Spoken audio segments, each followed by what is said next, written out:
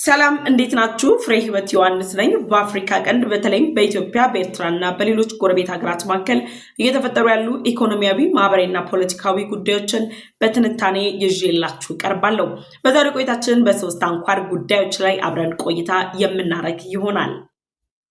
የመጀመሪያው ቀዳሚ አጀንዳችን የሚሆነው የአሜሪካው ፕሬዝዳንት ዶናልድ ትራምፕ በግብጽና በኢትዮጵያ መካከል አባይ ውሃና ህዳሴ ግድብን መነሻ አድርጎ የተፈጠረውን ውጥረትና ወደ ለየለት ጦርነት ያምራል ተብሎ እየተጠበቀ ባለበት በዚህ ወቅት ላይ በሁለቱ ሀገራት መካከል አሸማጋይ ሆነው ጣልቃ ለመግባት ፈቃደኛ መሆናቸውን የሚገልጽ መልእክታቸውን በደብዳቤ አስደግፈው ለግብፁ ፕሬዝዳንት አብዱል ፈታህ አልሲሲ ከቀናት በፊት መላካቸው የሚታወስ ነው።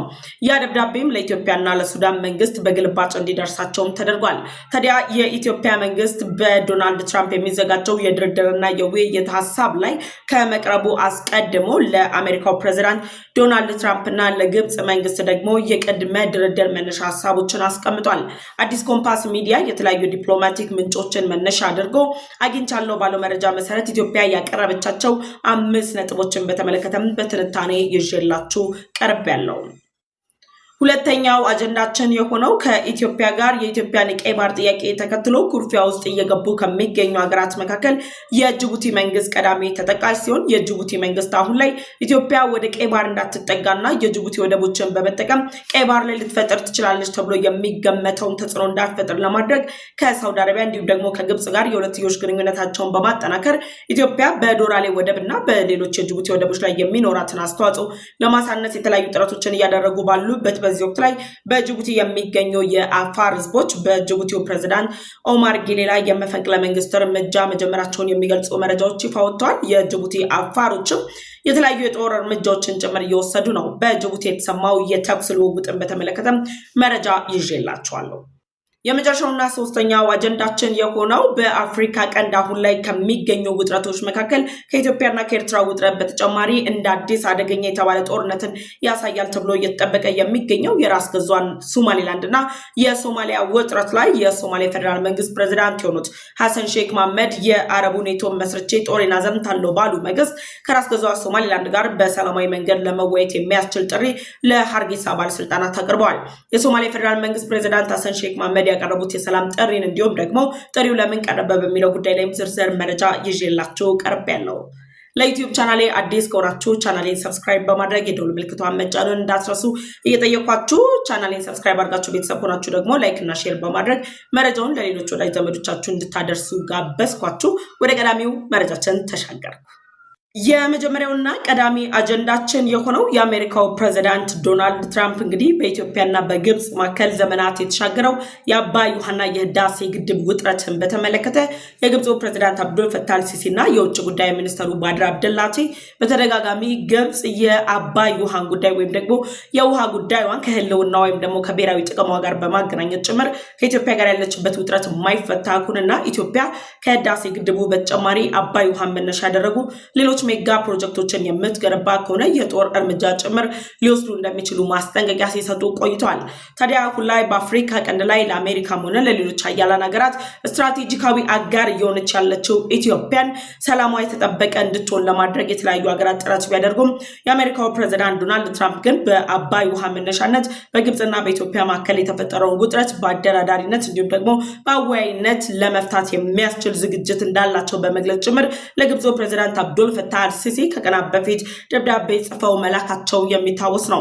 የካይሮ ቤተመንግስት ላይ ከአሜሪካው ፕሬዝዳንት ዶናልድ ትራምፕ የመጣው ደብዳቤ ከታየ በኋላ የግብጽ መንግስት በኢትዮጵያና በግብጽ መካከል አሜሪካ አደራዳሪ ሆና በምትቀርብበት ሂደት ላይ ግብጽ አሸናፊ ሊሆን ይችላል የሚሉ ግምቶችን ጭምር በማስቀመጥ ኢትዮጵያ ላይ አሜሪካ ጫና ታሳድርባታለች የሚሉ ሀሳቦች እየተንሸራሸሩ ባሉበት በዚህ ወቅት ላይ የተለያዩ የኢትዮጵያ ዲፕሎማቲክ ምንጮች ለአዲስ ኮምፓስ ሚዲያ በሰጡት መረጃ መሰረት ኢትዮጵያ አስቀድማ ለአሜሪካ መንግስት 5 የመደራደሪያ ነጥቦችን እንዳቀረበች ጭምር እየተገለጸ ነው የሚገኘው።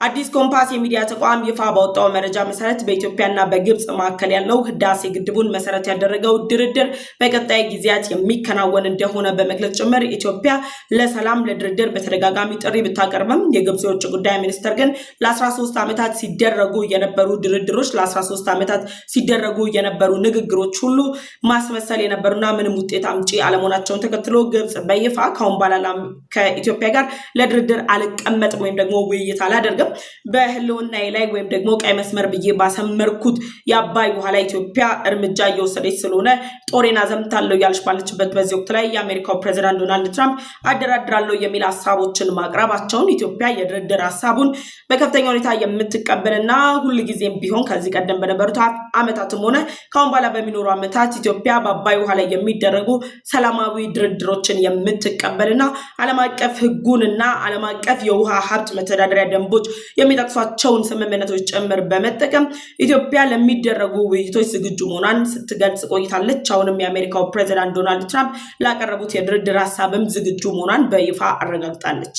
የአሜሪካው ፕሬዝዳንት ዶናልድ ትራምፕ እንግዲህ በኢትዮጵያና በግብጽ መካከል ጣልቃ በመግባት እነዚህን ሁለት ሀገራትን በአባይ ውሃና በህዳሴ ግድብ ዙሪያ ለማደራደር ፈቃደኛ መሆናቸውን የገለጹበት መንገድ ብዙዎችን ያነጋገረ ነው። ዶናልድ ትራምፕ እንግዲህ ከዚህ በፊት በሐማስና በእስራኤል መካከል እርቅ ለመፈጸም ከፍተኛ የተባለ ጥረትን አድርገው አሁን ላይ በጋዛ የሰላም ስምምነት ላይ እንዲደረስ እንዲሁም ደግሞ እስራኤል በጋዛ የምትፈጽመውን ጥቃት እንድታቆም እንዲሁም ደግሞ በዩክሬንና በሩሲያ ጦርነቶች ላይ ጭምር የሰላም አምባሳደር ለመሆን የሚያደርጓቸው ጥረቶች በተጠናከሩበት በዚህ ወቅት ላይ በአፍሪካ ቀንድ ላይ አደገኛ የሚባል ስጋትን የጣለው በኢትዮጵያና በግብጽ መካከል ያለው ውጥረት የሚባባስ ከሆነ ኢትዮጵያ በሁለቱ የውሃ አካላቶቿ ላይ ግብጽ እርምጃ እንድትወስድ የምትፈቀድላት ከሆነ ኢትዮጵያ ወደ አላስፈላጊ ጦርነት ውስጥ ትገባለች። ይህ ደግሞ የቀጠናውን ሰላም ከማወቅ በተጨማሪ በዓለም ኢኮኖሚ ላይ በዓለም ፖለቲካ ላይ የሚፈጥረው ተጽዕኖ ከፍተኛ ሊሆን እንደሚችል ጭምር እየተገለጸ ባለበት በዚህ ወቅት ላይ የአሜሪካው ፕሬዝዳንት ዶናልድ ትራምፕ የአባይ ወንዝ ጉዳይ እንዲሁም ደግሞ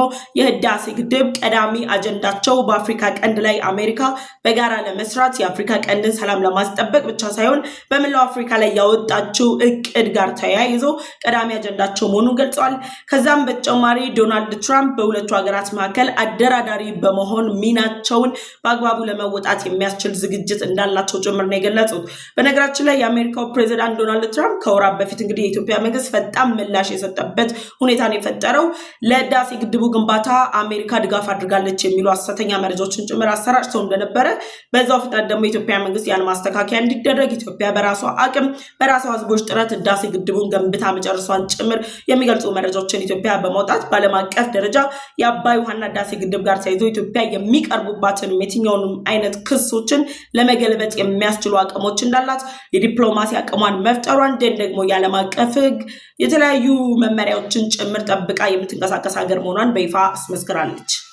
እንግዲህ አሜሪካ በግብጽ እና በኢትዮጵያ መካከል አባይ ውሃን መነሻ አድርጋ ለድርድር ባቀረበችው ሐሳብ ላይ የኢትዮጵያ ዲፕሎማቲክ ምንጮች እንደገለጹት ከሆነ ኢትዮጵያ 5 ነጥቦችን በቅድመ ሁኔታ አስቀምጣለች።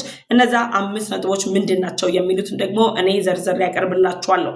ኢትዮጵያ የመጀመሪያ ሐሳብ አድርጋ ያቀረበችው ነገር ኢትዮጵያ በአባይ ውሃ ላይ ለመደራደር ለመወያየት ከዚህ በፊትም ዝግጁ ነበረች፣ አሁንም ዝግጁ መሆኗን በይፋ ገልጻለች። አሜሪካ ልታደራድራቸው ስለመጣች ሳይሆን ብቻ አሜሪካ ብቻ ሳትሆን የትኛውም አካል በኢትዮጵያ ህዳሴ ግድብ በኢትዮጵያ የአባይ ውሃ ላይ በግብጽና በኢትዮጵያ መካከል ያለው ውጥረት እፈታለው የሚል ሐሳብ ያለው የትኛውም ሀገር የትኛውም አካል ላደራደር ላወያይ የሚል ሐሳብ የሚያቀርብ ከሆነ ኢትዮጵያ ለድርድርም ለውይይት ዝግጁ መሆኗን ገልጻለች። በተቃራኒው ግብጽ ደግሞ ባለፉት 13 ዓመታት የተደረጉ ውይይቶች ባለፉት 13 ዓመታት የተደረጉ ጥረቶች በሙሉ ለውጥ ያላመጡ ስለሆኑ ኢትዮጵያን አሁንም የአባይ ውሃ ባለቤት ከመሆኗን ባለፈ ኢትዮጵያ ከህዳሴ ግድቡ በተጨማሪ የአባይ ውሃ ላይ ሌሎች ሜጋ ፕሮጀክቶችን ለመገንባት የሚያስችል መብት እንዳላት የሚያረጋግጡ ስለሆኑ ውይይቶችና ድርድሮች ሁሉ ግብጽ ለውይይት ዝግጁ አይደለሁም ስትል ቆይታለች። አሁን ላይ ግን አሜሪካ ላደራደር ስትል የአሜሪካ መንግስት ያቀረበውን የድርድር ሐሳብ ግብጽ እንዴት አድርጋ አልፈልግም ልትል ትችላለች የሚለው አሳሳቢ ነው። ምክንያቱም የግብፁ ፕሬዝዳንት አብዱል ፈታህ አልሲሲ የጦር ኃይላቸው ቀይ ባህር ላይ ዋነኛ የገቢ ምንጫቸው የሆነው የስዊዝ ካናልን ጭምር በአሜሪካ መንግስት የበላይነት የሚዘወር ወይም ደግሞ አሜሪካ ስትኖር ሊኖሩ የሚችሉ አካላት ናቸው። እንዲሁም ደግሞ የአሜሪካ መንግስት ከግብጽ ጋር ባለው ግንኙነት አማካኝነት ግብጽ የተለያዩ አቅሞቿን እንድታደራጅና የዲፕሎማሲ ጫናዎችን ለመፍጠር በምታደርጋቸው እንቅስቃሴ አሜሪካን በመጠቀም የተለያዩ ጥረቶችን ታደርግ እንደነበር በመግለጽ ከአሜሪካው ፕሬዝዳንት ዶናልድ ትራምፕ ጋር የግብፁ ፕሬዝዳንት አብዱል ፈታህ አልሲሲ ውይይቱን አልቀበልም አልደራደርም ብለው ይህንን ጥሪ ውድቅ የሚያደርጉት ከሆነ ግብጽ ልትወጣው የማትችለው ችግር ውስጥ ትገባለች። ይህ ማለት ነው አሜሪካ በስዊዝ ካናል ላይ ባለፉት ዓመታት አንድ ዓመት በፊት ላይ አሜሪካ በስዊዝ ካናል የሚንቀሳቀሱ የትኞቹም መርከቦቿ ክፍያ እንዳይከፍሉ ከልክላ ነበር። በዛ ግብጽ የኢኮኖሚ ኪሳራ ደርሶባታል። ከዛም በተጨማሪ የአሜሪካ መንግስት ለግብጽ ሚሊተሪ የሚያደርገውን ድጋፍ ጭምር የሚያቋርጥ ከሆነ ግብጽ ተጎጂ ስለምትሆን አሁን ላይ ከ13 ዓመት በኋላ አንደራደርም፣ የትኛውንም የውይይት ጥሪ አንቀበልም፣ ወደ ጦርነት የመግባት ፍላጎት ነው ያለን እያለች ያለችው ግብጽ አሜሪካ ለድርድር ስትጠራት ግን ሳትወድ በግዷ ትሄዳለች። ስለዚህ ልዩነቱ ኢትዮጵያ ለድርድር ለውይይት አሁንም ድረስ በሯ ክፍት ነው፣ ለመወያየት ዝግጁ ነች። ግብጽ በተቃራኒው ከድርድርና ከውይይት ይልቅ ጦርነትን ታስቀድማለች። ኢትዮጵያ ያቀረበችው የመጀመሪያው ቅድመ ሁኔታ ይሄ ነው።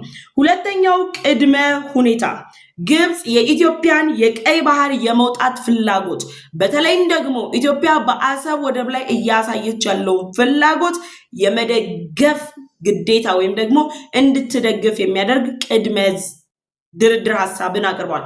ይህ ማለት ኢትዮጵያ ወደ ቀይ ባህር ለመግባት ከአሰብ ወደብ ላይ በታሪክና የሕግ ባለቤት መሆኗ መረጃ በማቅረብ የምታቀርበውን ጥያቄ ኤርትራ ስትቃወም ከኤርትራ በስተጀርባውና የኤርትራን መንግስት እየደገፈች ኢትዮጵያ ወደ ቀይ ባህር እንዳትጠጋ ጥረት እያደረገች ያለችው ግብጽ ኢትዮጵያ በራስ ገዟ ሶማሌላንድ በኩል የበርበራ ወደብን ተጠቅሜ ወደ ቀይ ባህር ገባለሁ ስትልም ያን ያደናቀፈች ያለችው ግብጽ በዚህ አካሄዷ የምትቀጥል ከሆነ የኢትዮጵያን የቀይ ባህር ጥያቄ የምትቃወም ከሆነና ኢትዮጵያ በአሰብ ወደብ ላይ እያሳየች ያለችውን ፍላጎት እየተቃወመች የምትቀጥል ከሆነ ኢትዮጵያ በአባይ ወንዝ ላይ ወይም ደግሞ በህዳሴ ግድብ ግብጽ መደራደር በምትፈልግባቸው ጉዳዮች ላይ ለመደራደር ዝግጁ አይደለችም።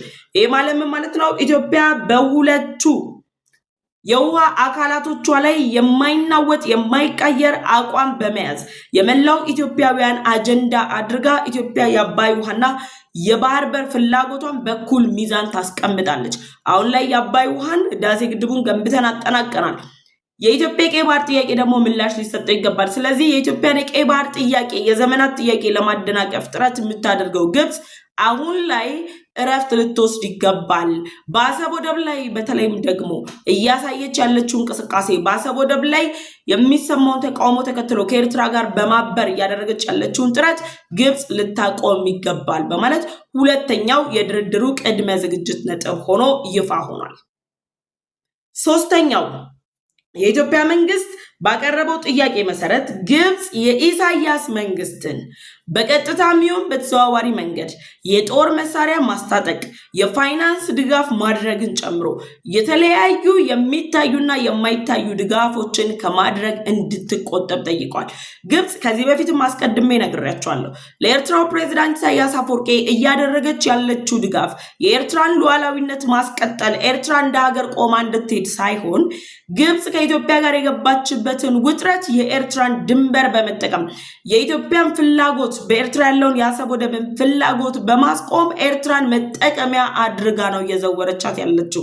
ስለዚህ የኢትዮጵያ መንግስት ደግሞ ኤርትራ ለብቻዋ በድፍረት ኢትዮጵያን ልትቃወም ኢትዮጵያን እገጥማለሁ ከኢትዮጵያ ጋር ጦርነት ውስጥ እገባለሁ የሚል ሐሳብ ልታነሳ እንደማትችል በማወቁ ምክንያት ግብጽ ለኢሳያስ አፈወርቂ እያስታጠቀች ያለችውን የጦር መሳሪያ እያደረገች ያለችውን የፋይናንስ ድጋፍ እንድታቆም የሚል ሐሳብ ቀርቧል። ይህ ማለት ለኤርትራ ብቻ ሳይሆን ከኤርትራው ፕሬዝዳንት በተጨማሪ ደግሞ አማራጭ አድርጋ ግብጽ የኢትዮጵያን ጎረቤት ሀገሮችን እነ ጅቡቲን እነ ሱዳንን ደግሞ ሌላ መሳሪያ አድርጋ ለመጠቀም የምታደርገው ጥረት እንዲቆም በስፔሻሊ ግን በቦልድ የተቀመጠው ለኤርትራው ፕሬዝዳንት ኢሳያስ አፈወርቂ እያቀረቡት ያለው የጦር መሳሪያ ድጋፍ፣ የፋይናንስ ድጋፍ፣ ሌሎች የዲፕሎማሲያዊ ድጋፎች፣ ፖለቲካዊ ድጋፎች ጭምር እንዲቆሙና ግብጽ በኢትዮጵያ የውስጥ ጉዳይ ላይ የምታደርገውን ጣልቃ ገብነት እንድታቆም የሚል ሐሳብ ቀርቧል።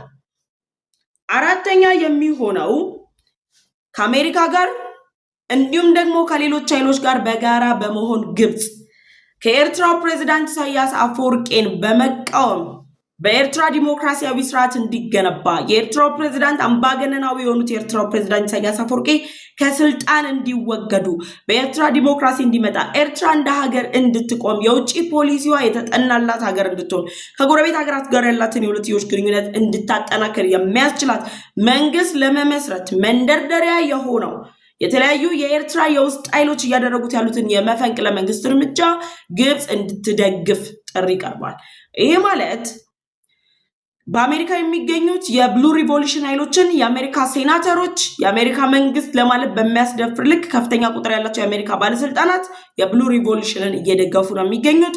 እንደነ ቲቦር ናጂ ያሉ ኃይሎች ደግሞ በኤርትራ ዲሞክራሲያዊ መንግስት እንዲገነባ ጭምር ፍላጎት አላቸው። ሌሎችም ደግሞ ሴናተሮች ቁልፍ የሚባሉ የአሜሪካ ባለስልጣናት የብሉ ሪቮሉሽን እንቅስቃሴን እየደገፉ ነው የሚገኙት።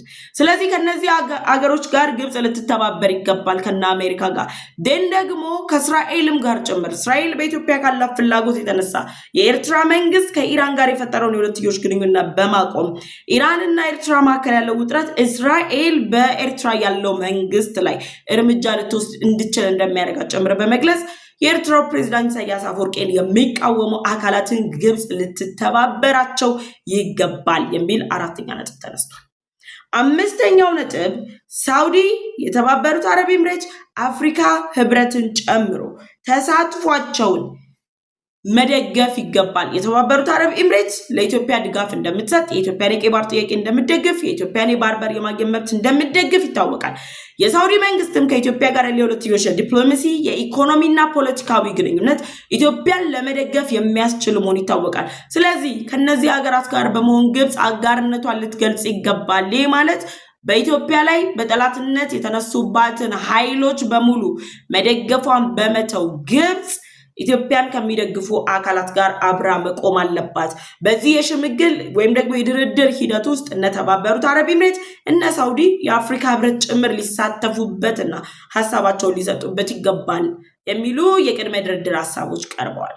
ኢትዮጵያ እነዚህን የቅድመ ድርድር ሀሳቦችን ማቅረቧን የሚገልጹ የዲፕሎማቲክ መረጃ ምንጮች ወጡ ማለት ኢትዮጵያ ለድርድር ዝግጁ ነች። ደን ደግሞ ኢትዮጵያ ልትፈራው የምትችለው ተቋም የለም፣ ልትፈራው የምትችለው ሀገር የለም። ምክንያቱም የዓለም አቀፍ ህግን በጠበቀ መልኩ ዓለም አቀፍ የውሃ መተዳደሪያ ደንቦችን በጠበቀ መልኩ የአባይ ውሃን ለታችኛውም ሆነ ለላይኛው ተፋሰሱ ሀገራት ሚዛናዊ በሆነ መንገድ ተጠቃሚ እንዲሆኑ እያደረገች ነው ያለችው። የአባይ ውሃ 86% በላይ የሚሆነው የውሃ ሀብቱ ባለቤት የሆነችው ኢትዮጵያ ያለማንም ፍቃድ ሜጋ ፕሮጀክቶችን የመገንባት መብት ስላላት ብቻ ህዳሴ ግድቡን ገንብታ አሳይታቸዋለች። ግብጽ አሁን ላይ ኢትዮጵያ ልታስፈቅዳት የምትችለው ምንም ነገር የለም። በታችኛውም ሆነ በላይኛው ተፋሰሱ ሀገራት የግብጽ የውጭ ጉዳይ ሚኒስትር በ15 ቀን ውስጥ ሁሉንም ሀገራት አዳርሰዋል፣ በኢትዮጵያ በተቃራኒ እንዲቆሙ አድርገዋቸዋል።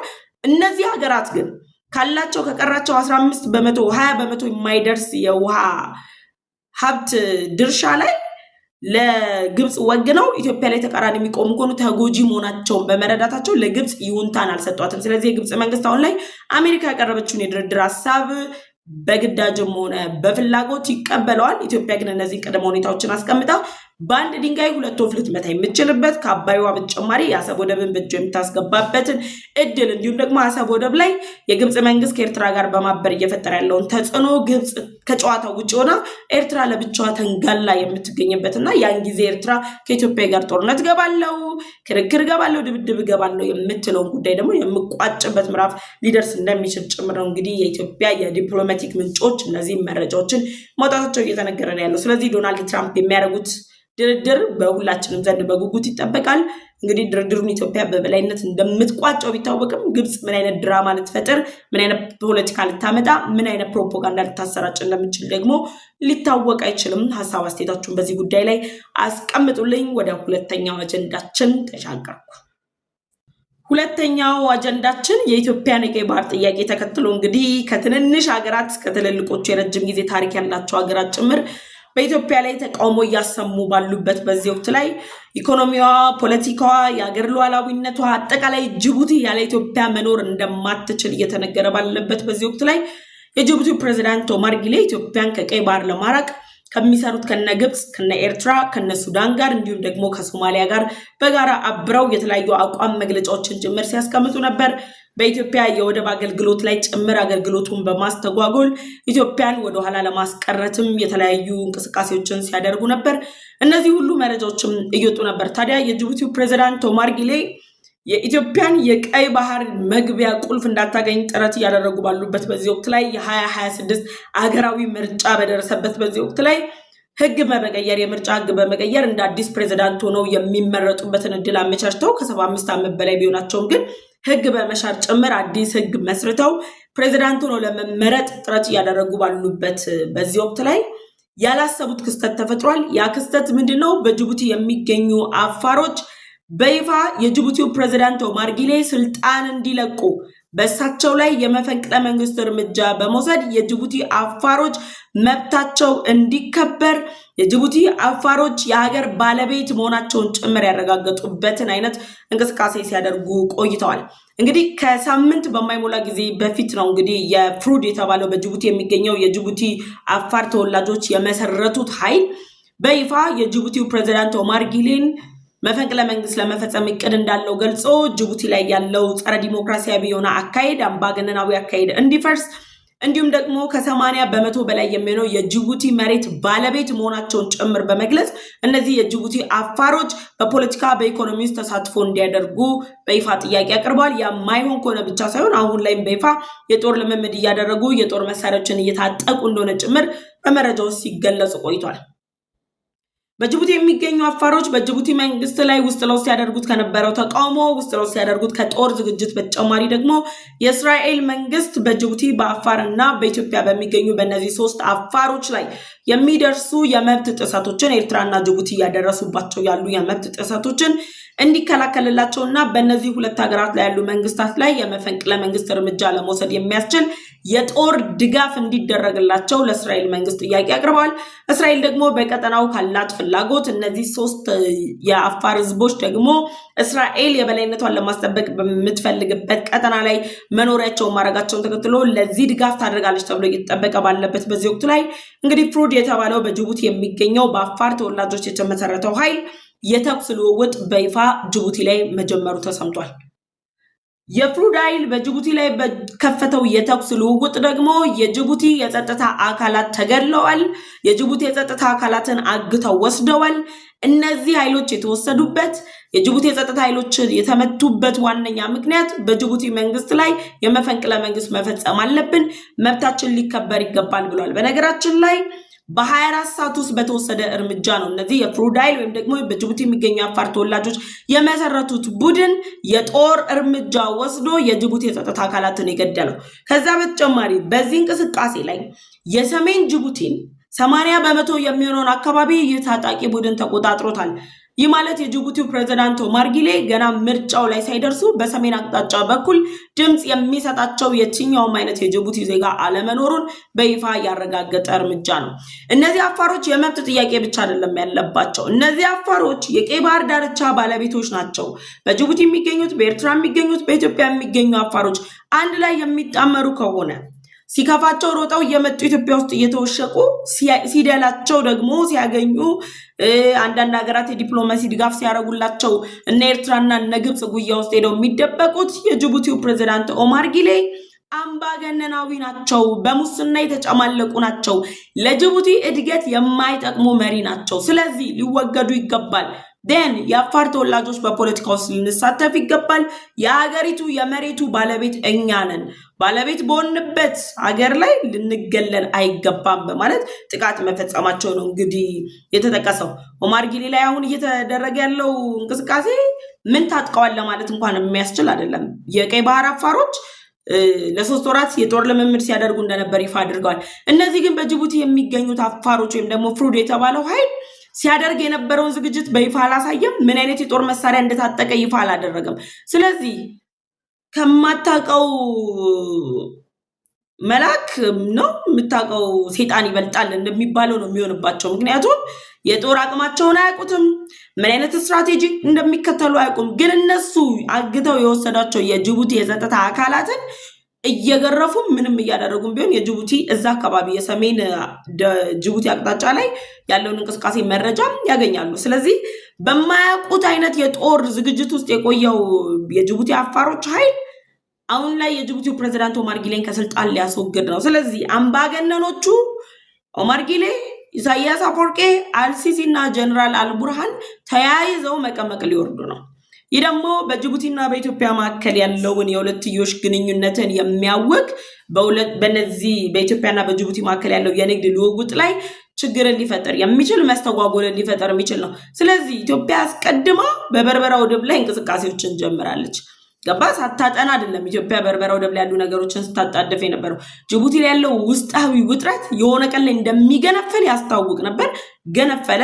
ከመገንፈሉ ግን አስቀድሞ ኢትዮጵያ ከጅቡቲ ወደቦች ላይ ሌላ አማራጭ ወደቦችን ፈልጋለች። በነበርበራ ወደብ ደግሞ በኬንያ ወደቦች ሌሎች ወደቦች ጭምር በመጠቀም መተንፈሻን ታገኛለች።